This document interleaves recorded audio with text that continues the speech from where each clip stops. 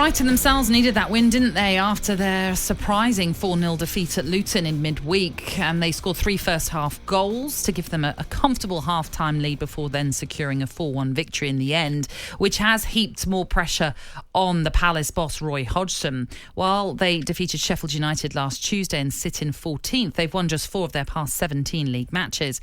And after the game, the Palace boss was asked about his current situation at the club.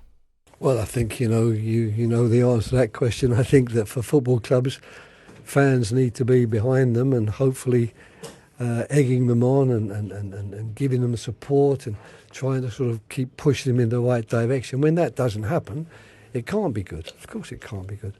But it's up to us, in particular the players and the staff, to try and make certain that our performances on the field are better and we start winning some games.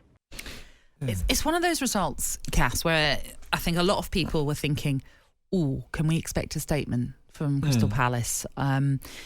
Because we have been talking about the future of Roy Hodgson for quite a while now.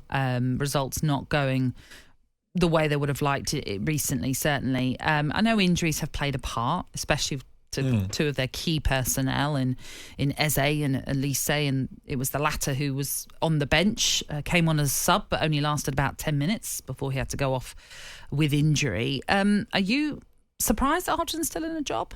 Not that I really want to talk about, the acts as such, but it's inevitable that we have to talk about it. As you know, I've been at dinners and sat next to Roy and know him. I wouldn't say I've known him personally, I'm not his friend, but I've talked to him.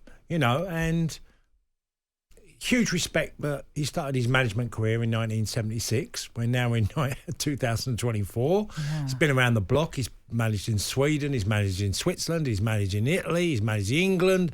He's had a great Premier League career and many, many other clubs.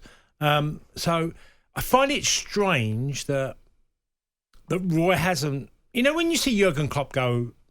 sort of call it a day at Liverpool at 56. What is he, 56 isn't he, Jurgen? And he decided to call it a day because the demands of the job and yes, he will probably come back in some capacity. So it's not a full-time retirement that he's talking about. There is a part of me that thinks, Roy, you shouldn't be getting stick. Fans are going against you and they're not happy with what they see. I sort of feel just call it a day. Call it a day, because you've done so much in the game.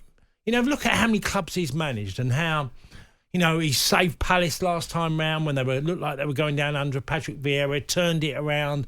That should have been his swan song. Yeah. And there is a part of me that thinks, and look, I'd never like to tell anybody, especially a player, when he should retire, and I don't particularly like saying to a manager, retire, but when you're 76 and you're getting stick, it feels really weird because to me, and this is only me, I'm not saying that Roy should do this, but if I was getting stick at 76, I ain't doing it now.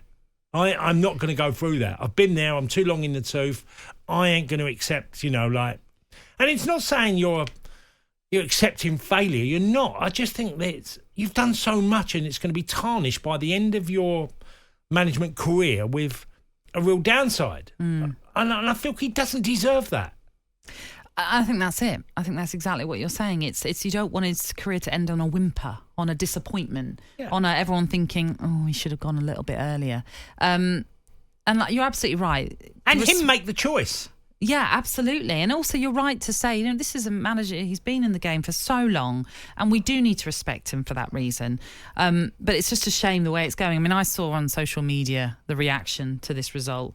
And, okay, social media might not be the best barometer in the world, but it was certainly a call for him to go, even calling out Steve Parish as well, for example. It does feel as though it's not heading in the best direction for Roy Hodgson, certainly, and it was a hammering down on the south coast.